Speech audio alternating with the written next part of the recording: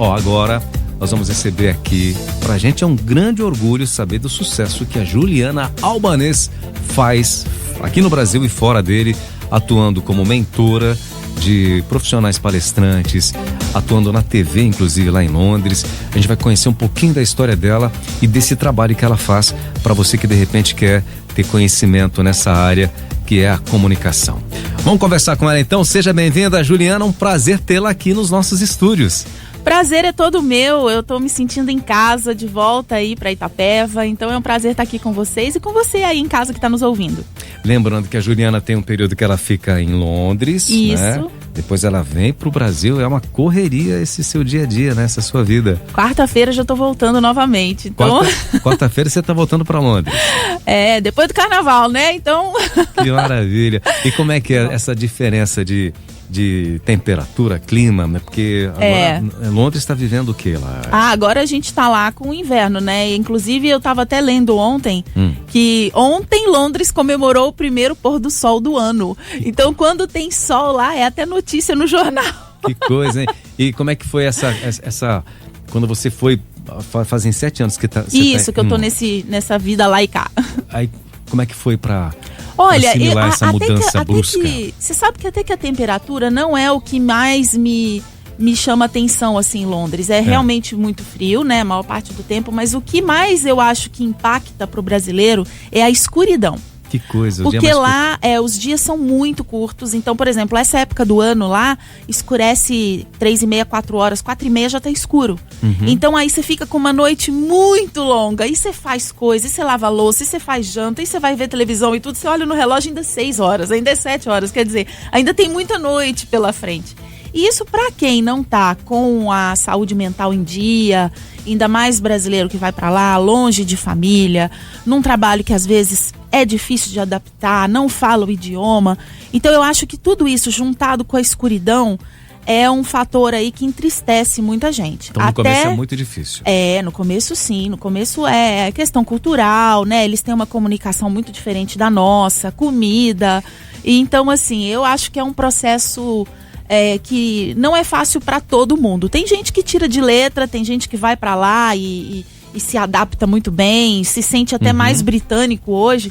Mas não foi meu caso, não. Eu viro e mexe, eu tô aqui, especialmente em Itapeva. Tem que pisar na terrinha, comer o pastel aqui do Jonas, tem que comer o encapotado, que é só nosso. É verdade.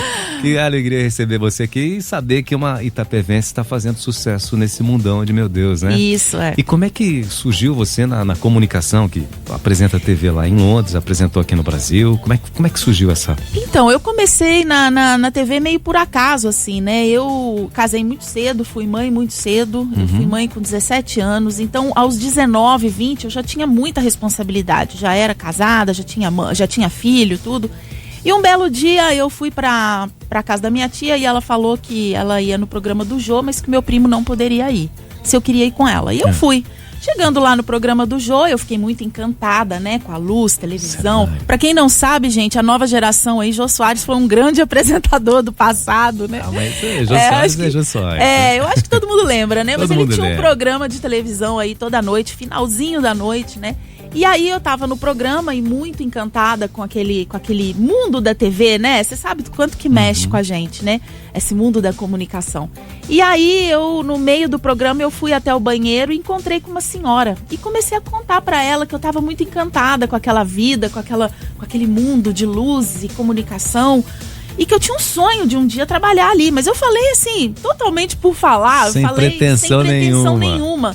E quando a gente tava saindo do programa do Jô, essa senhora, ela me chama e fala, olha, você aí, ei, gostei de você, gostei do nosso papo, gostei do seu brilho no olho lá no banheiro pra me contar um pouco da sua história. E amanhã vai ter um teste aqui na Globo e eu sou diretora de elenco, eu gostaria que você participasse. Que coisa, hein? E eu não sabia quem era ela, eu não sabia com quem eu tava falando, contando ali um pouco dos meus sonhos, né? E aí eu comecei a trabalhar lá, fiquei lá 4 anos e aí eu falo que ali minha vida mudou. Porque ali eu fazia direito na época, eu tava indo por um outro caminho, era uma outra área. Isso, também usa comunicação, mas né, de uma outra maneira. E aí foi um divisor de águas assim para mim. E ali eu comecei a fazer bastante propaganda publicitária.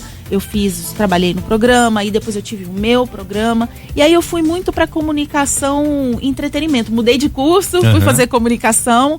A sugestão do próprio Jô Soares, ele falou: olha, pode até terminar seu curso de direito aí, mas você é da comunicação. E aí mudei. E aí eu falo que ali foi falo que a gente tem os nossos pulos do gato, né? A gente tem os nossos revés na vida, assim. Então esse foi o meu primeiro, eu considero, né? E é por Deus, né? Destino. Calhou de eu estar ali. Conversa no banheiro lá com a senhora que nem... De repente ela era diretora. Ela era diretora de elenco do programa. Que bacana. Bom, mas aí você foi pra TV, apresentou o programa e foi parar em Londres. Mas antes de ir em Londres, você já começou a trabalhar na mentoria de palestrantes. Como é que surgiu essa ideia de preparar as pessoas que trabalham com palestras, enfim, que querem seguir nesse ramo da comunicação? Essa ideia surgiu muito nesse mundo meu Brasil-Londres, assim. Eu comecei a ir para Londres e a frequentar muito eventos, né? Quem gosta de comunicação, você sabe, né? Não consegue. Então vai para palestra, vai para evento, vai para tudo quanto é coisa que tem gente, né? Que tem aí. E o brasileiro gosta disso, né? O brasileiro é comunicativo, é diferente, né? Olha, os próprios britânicos, eles ficam muito impressionados com a nossa capacidade de fazer evento, de estar sempre junto, de fazer network e tal. Eu comecei a frequentar esses eventos em Londres, até para conhecer mais gente, para me integrar. E eu comecei a ver que existia um mercado aí. Pessoas que estavam fazendo muitos eventos lá, e não só lá, mas em outros lugares também, mas com uma performance bem fraquinha, assim, né? Com uma palestra que poderia ser melhor, um roteiro que poderia ser melhor, uma performance que poderia ser melhor. E aí eu pensei, bom, tem um mercado aí, né? E como eu já vinha do mundo de palestra já há 10 anos no Brasil, e sempre, né, trabalhei com treinamentos e eventos voltado para oratória, para comunicação, eu falei, olha, tá aí um mercado. E aí eu comecei a ser mentora de palestrantes, muito com amigos, né? Me ajuda a fazer essa palestra, me ajuda a entender esse fechamento, como que eu abro uma palestra, como que eu fecho. Eu quero falar na minha igreja, mas eu tô um pouco sem confiança. Aquele preparo, aquela confiança. Eu não tô me sentindo confiante para falar na minha igreja, eu não acho que eu tô convencendo, que eu tô engajando a minha audiência. E aí eu comecei a fazer esse trabalho, que é desde entender o perfil daquele comunicador. Cada um de nós temos um perfil, então tem gente que é mais motivacional, tem gente que é mais especialista, tem gente que tem um grande case de sucesso para contar. E aí a gente vai descobrindo, né? São 7 perfis, a gente vai descobrindo quem é aquela pessoa. E aí, descoberta esse perfil, a gente vai traçar aquele roteiro, aquela narrativa, aquele conteúdo.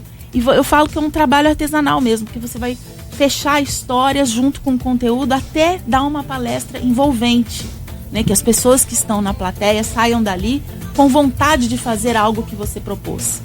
E aí surgiu a ideia, né? Você vai lapidando o comunicador ali. Aí é muito bom, porque cada um tem sua história, cada um... Às vezes a pessoa chega pra mim e fala assim, mas eu não tenho muita história interessante pra contar, minha vida nem é tão interessante assim. Eu falo, peraí, senta aí. Vamos ver. Tem que dar aquela motivada, né? Eu falo, vamos conhecer um pouquinho mais, né? Eu acho que todo mundo aí, toda a história pode ter aí os seus elementos de atração. Basta saber o jeito contar. Certo de contar. O jeito de contar. E como é que você vê o mercado hoje, esse mercado?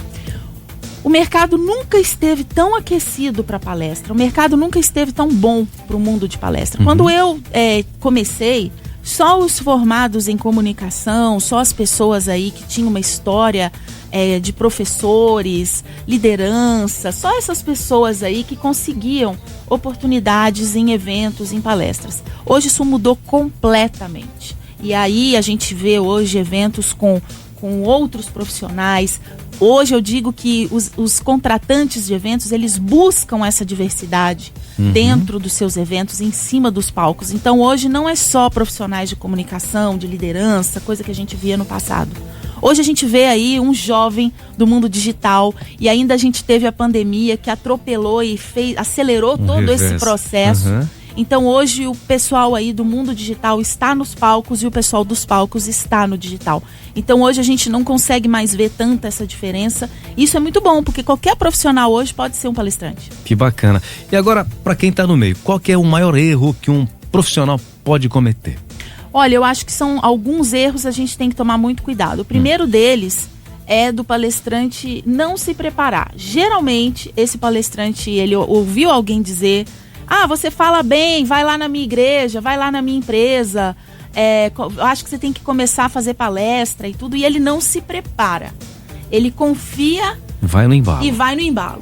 E aí está um dos grandes erros, porque os grandes palestrantes, né? E aí eu costumo dizer, Steve Jobs falava que para ele falar 8 minutos, ele treinava 8 horas. Então, se ele treinava 8 horas para falar 8 minutos, que dirá nós, né? Imagina, então, assim, gente. Exige treinamento, exige roteiro, exige você ir para frente do espelho, ir lá falar aquela palestra, contar o tempo, entender se as histórias, elas se casam, se elas têm um contexto, encaixe. Se tem um encaixe. Porque às vezes a gente faz uma narrativa que no palco ela não funciona. Você deve ter essa experiência aqui, né? De que às vezes você programa um roteiro e chega na hora aquilo não funciona. Você tem que remodelar aquilo ali para descer e ficar agradável, né, para as pessoas que estão assistindo. Então tem que treinar. E outro erro de palestrante, que eu acho, um grande erro de palestrante também, é querer ser o que ele não é.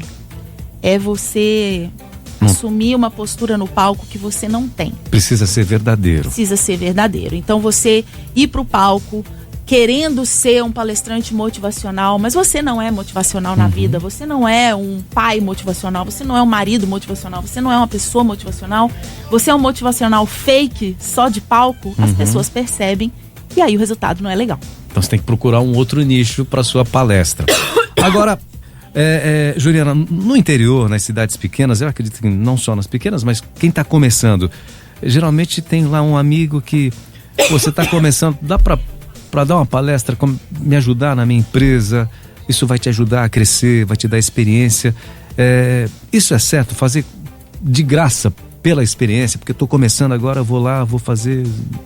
Olha, eu acho que faixa. A gente sabe que isso acontece, mas eu acho que o caminho não é por aí. O palestrante que vai começar uma palestra com esse intuito, com esse argumento de que eu vou para adquirir confiança, eu acho que ele está errado, porque confiança se adquire em casa.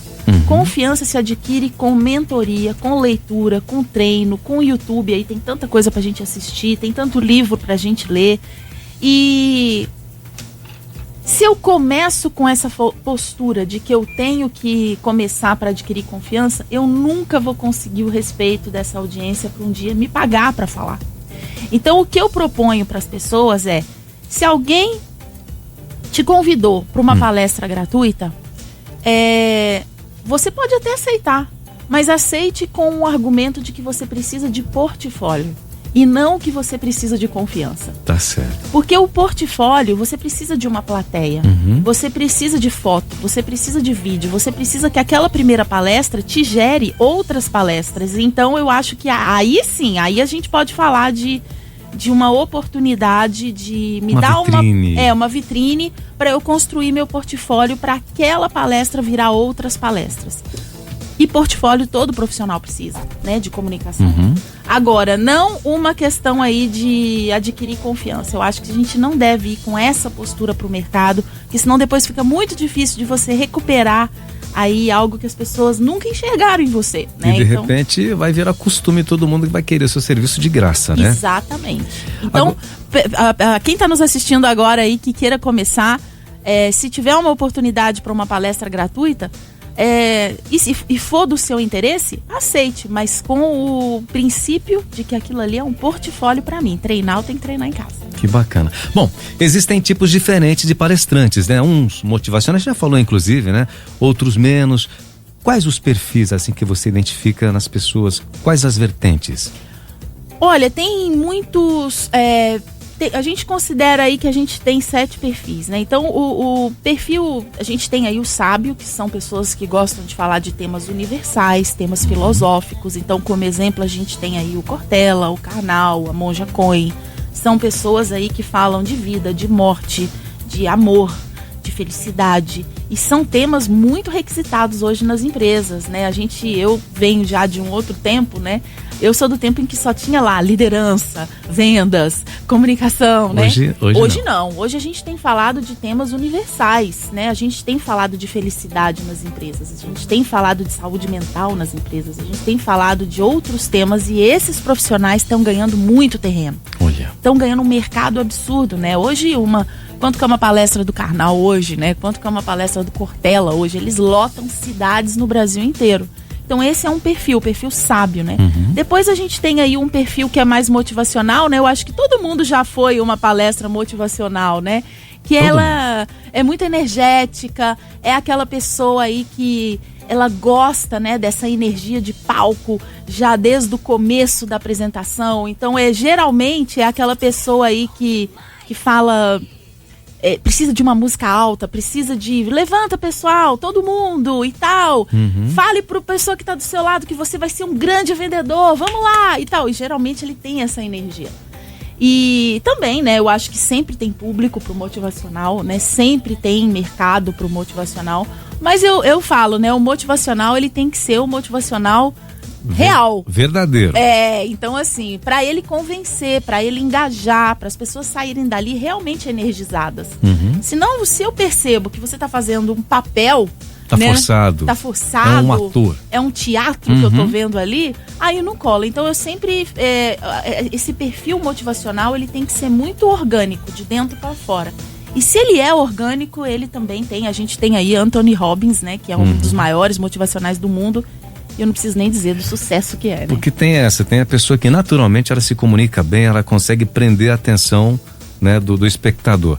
Isso as pessoas nascem ou elas podem adquirir também com treinamento, elas podem chegar num grau assim de prender a atenção? Como é que... Olha, eu acho que tem técnica, né? É claro que existem as pessoas que têm o dom e nasceram com esse dom, aquilo já é muito visível, né? Desde criança, às vezes a gente vê aquela criança pequena ali, que ela já domina, ela já é uma líder, né?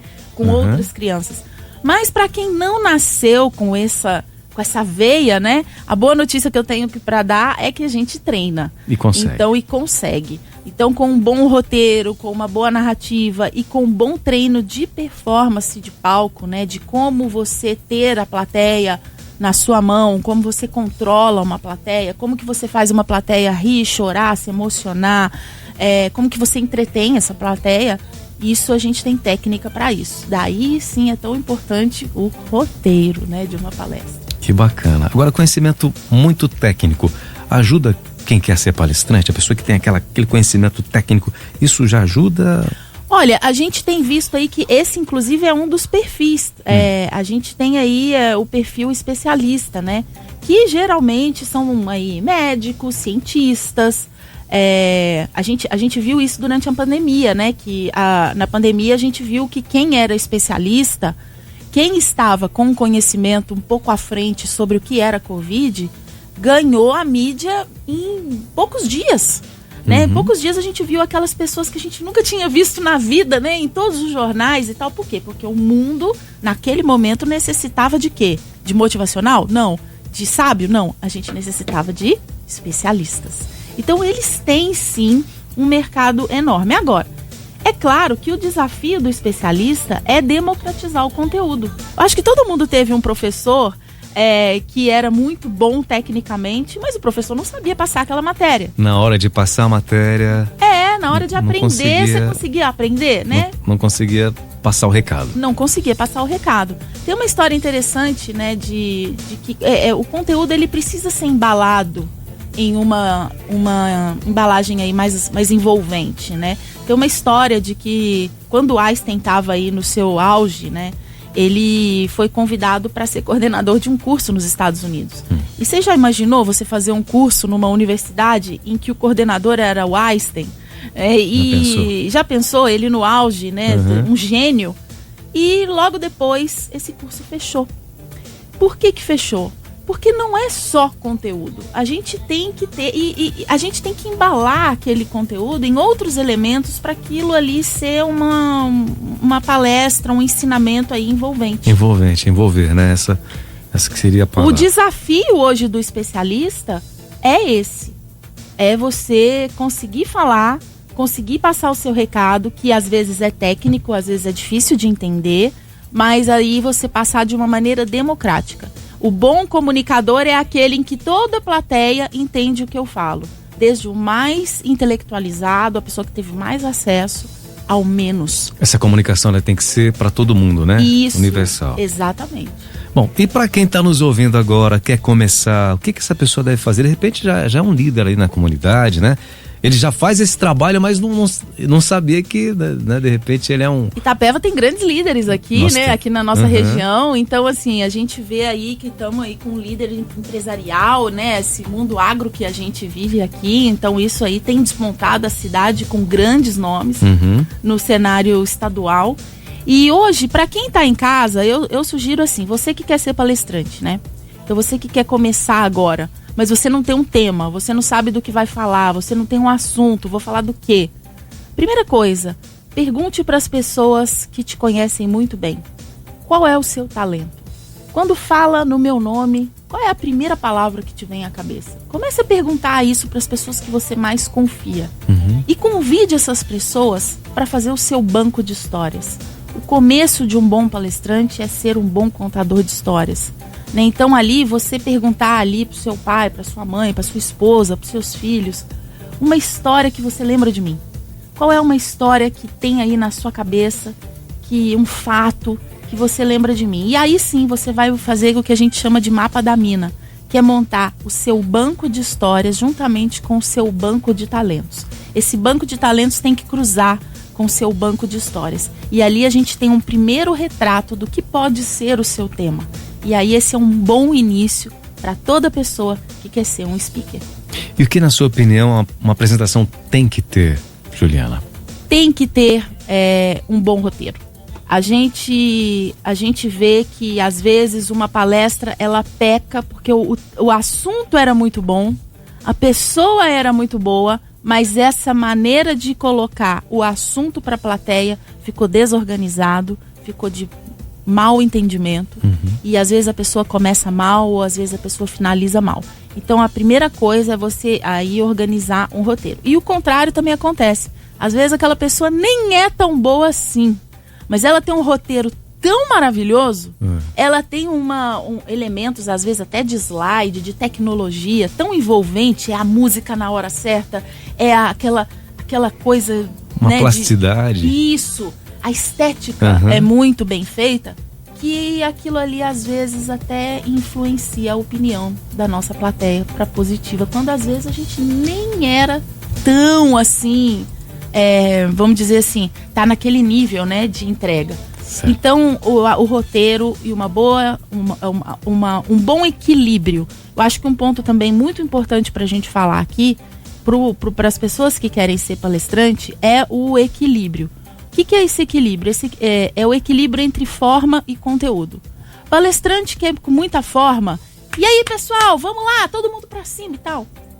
Ele tem público, mas não vai agradar a todos. E o palestrante que é só conteúdo, é uma aula, é um conteúdo pesado, ele também vai ter público, mas não vai agradar a todos. Então assim, o ideal pra gente ter aí uma maior aceitação no mercado é que eu consiga trazer equilíbrio entre forma e conteúdo, ou seja, eu sou uma pessoa que passa um conteúdo de uma maneira agradável e o meu conteúdo também é muito bom. Aí a gente está falando do melhor dos mundos, né? Onde eu consigo enxergar uma estética muito interessante, um roteiro muito interessante e eu saio para casa tendo aprendido algo, porque o conteúdo também foi bom.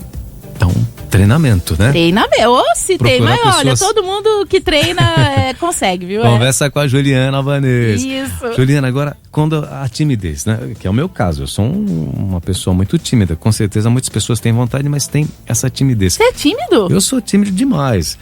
Agora, para quem consegue, o tímido consegue ser palestrante profissional, por exemplo, eu tenho uma dificuldade para falar, de repente... falar sobre um tema na frente de um público, né? Não é com papel, uma gravação aqui no estúdio, beleza, né?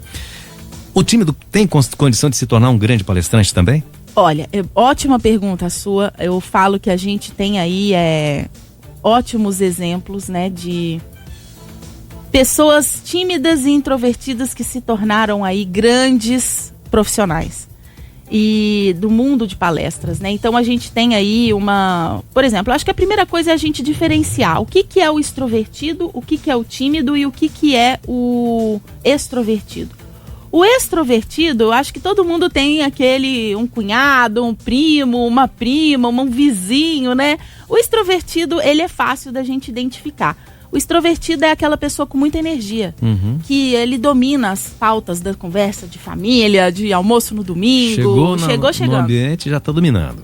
Esse é fácil da gente entender, o extrovertido.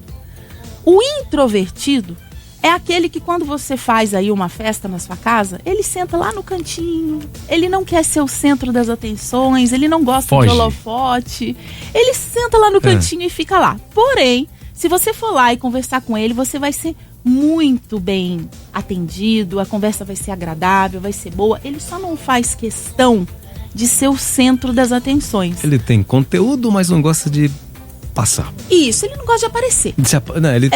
Não que não goste de passar, mas ele não quer estar lá em evidência. Tá certo. Esse é o introvertido. E o tímido? O tímido a gente fala que é um pouco diferente do introvertido, porque o tímido geralmente ele perde oportunidades na vida, de trabalho, com relacionamento, conhecer alguém legal. Então essa é a diferença entre o introvertido, o extrovertido e o tímido. Geralmente, a maioria das pessoas que se acham tímidas, geralmente elas não são tímidas, elas são introvertidas. Tem essa confusão entre introvertido e tímido. Isso. O introvertido é aquele que não faz questão dos holofotes, mas se precisar falar, ele fala, e ele fala muito bem, ele só precisa se planejar. Quer um exemplo de pessoas introvertidas? Bill Gates é um grande introvertido, mas ele faz palestras, e faz palestras para milhares de pessoas e fala bem. A questão é que ele não precisa daquele holofote, de ser o centro das atenções o tempo todo. Mas se precisar, ele fala. O introvertido é assim, se precisar eu falo. Eu só não quero ser sempre a primeira opção de holofote. Eu me planejo e eu falo. Já o tímido, esse não fala. E não tem jeito de tirar essa timidez? Tem, com trabalho com trabalho, com leitura, com treinamento, começando em grupos aonde você mais confia. Então, para o tímido, qual que é o problema do tímido? O julgamento social. Então, ele tem muita preocupação com o que vão pensar dele. Ele tem muita preocupação com o julgamento que vão fazer dele. E em nome desse medo, desse julgamento, ele perde as oportunidades. Então, como que o tímido faz? O tímido tem que começar com grupos pequenos. Se você colocar um tímido para já de cara encarar um palco de 1000 pessoas, provavelmente esse é um desafio muito pesado. Vai travar. Vai travar. Mas se você colocar, olha, hoje você vai falar na sua comunidade para 10 pessoas. Amanhã 15, amanhã 20. E assim a gente vai e se planejar para isso, porque o tímido ele precisa muito de planejamento. Coisa que o extrovertido lá tira de letra. O que é para eu falar aqui hoje? É para falar de liderança? Me dá aí que eu falo. É para falar de vendas? Me dá aí que eu falo. Enquanto ele tem uma alta capacidade de improviso e repertório cultural, o tímido, né? E confiança, o tímido ele precisa se preparar, mas com preparo ele consegue quebrar muitas barreiras, né? Então eu estava vendo esses dias o Ronaldo Fenômeno dando uma entrevista e ele falando que ele é um tímido de carteirinha, assim, e você consegue ver que ele tem uma timidez. Consegue perceber isso, né? E ele fala, olha, eu venci muitas barreiras na minha vida no esporte, mas uma das barreiras que eu venci e que as pessoas não falam muito, porque obviamente as pessoas ligam ele ao esporte, né? É a barreira de falar. Eu consegui hoje, eu falo em podcast, eu falo em entrevista, eu vou na televisão, eu falo em premiação na Espanha, e na França, onde ele jogou, né? E na Holanda. Ele fala, onde eu joguei, eu tive que assumir uma postura pública que eu não estava preparado. E ele fala, mas eu consegui vencer. Então eu falo, se ele conseguiu, qualquer pessoa consegue. A questão é treino, né? A questão é você colocar aí um planejamento para esse tímido se soltar. Maravilha. Agora, para quem está em casa, né? Começando, querendo viajar o mundo, começar a conhecer pessoas através da palestra, qual é a dica final da Juliana pra gente? Olha, eu acho que você que está querendo começar, depois disso que a gente falou, né, de você pegar o seu banco de histórias, de você pegar aí o seu banco de talentos, coloca tudo isso aí numa linha do tempo. Né? Então faz uma linha do tempo para você. Aos 7 anos, o que aconteceu comigo de importante? Depois aconteceu algo aos 11, depois aconteceu algo aos 20. Faz essa linha do tempo, olha para ela e olha para sua história. Ali você vai ter grandes elementos para sua palestra. E depois, um modelo que eu gosto muito de palestra é o método ACE, que toda palestra deve ter. O que é o método ACE? Toda palestra deve atrair, convencer e engajar. Como que eu atraio a minha plateia? Com histórias. Eu atraio com o lúdico, eu atraio quando eu conto alguma coisa. Como que eu convenço? Com dados, com números, com fatos. Então você tem que embasar o seu tema com algo concreto. E como que eu engajo? Com passo a passo, dando uma chamada para ação para aquela plateia. Quando eu faço isso, eu atraio a minha plateia, eu convenço a minha plateia, eu engajo a minha plateia, eu consigo aí cumprir o papel aí de um grande speaker. Eu consegui entreter, eu consegui entreter a minha plateia com algo que eu contei de história, eu consegui ensinar algo para a minha plateia através do meu convencimento, através de estudo, através de dados de base, e eu consegui engajar, porque as pessoas vão sair dali com algo motivacional, algo inspirador para fazer a partir do dia seguinte. Então o método ACE é um método que eu gosto muito, atrair, convencer e engajar. Esse é o seu desafio aí para você que está querendo aí montar a sua palestra a partir de agora. Maravilha. E para conhecer um pouquinho mais a Juliana Albanês, no Instagram, quais são as redes, como é que faz? Minha rede social, eu tô lá no Instagram com dicas de palestra, dica para você aí que quer ser palestrante, médico, advogado, contador. Hoje, né, a gente tem aí uma infinidade de profissionais que estão nas redes sociais e precisam agora compartilhar conteúdo. Não só na plateia, né, com o público ali, mas hoje muito no próprio Instagram, né, falando sobre o conteúdo, sobre a profissão. A gente vê muita gente nessa área, né? A gente vem de um mundo de palestra onde a gente só imaginava o palco. Hoje tudo é palestra. Hoje uma live é uma palestra, hoje um story é uma palestra. É isso aí. Hoje você tá no feed ali, com o seu carrossel ali, fazendo o vídeo, contando as coisas, você tá contando uma palestra, você tá atraindo, você tá convencendo e você tá engajando. Então hoje tudo é uma palestra. E para todos os profissionais. Então eu tô lá no Ju Albanês, no Instagram, Albanês com Z, e Juliana Albanês no LinkedIn e no Facebook também. Eu tô lá com dicas todo dia para você aí que quer ser um speaker e quem sabe aí um speaker internacional. Então vamos seguir a Juliana. E agora, quarta-feira você me falou, quando que você vai estar já em Londres? Quarta-feira eu já tô indo. Já tem um compromisso lá. Já. Então, essa é uma boa também, né? A gente tá falando agora de rádio, rádio não tem mais fronteiras, né? Não tem fronteiras. Então a gente tá agora falando com o mundo inteiro. Brasileiros de Zurique, brasileiros aí da Suíça. Semana que vem, dia 17 de fevereiro, estaremos com todo esse conteúdo lá para brasileiros empreendedores. Então é o dia do meu próximo evento. Será em Zurique, na Suíça, com mais 2 profissionais, Márcia Belmiro e Luciana Girardi, através aí do Realize Business. Então, brasileiros aí da Suíça, de Zurique, bora aí para mais um evento. Maravilha. Bom, e agora para Itapeva, quando que você volta? Agora eu volto para Itapeva em março. Finalzinho de março, abril, eu tô aqui de volta. Então tá certo. Mais uma vez o Instagram. Ju Albanês, me segue lá e você vai saber aí mais um pouquinho de palestras e do mundo da comunicação.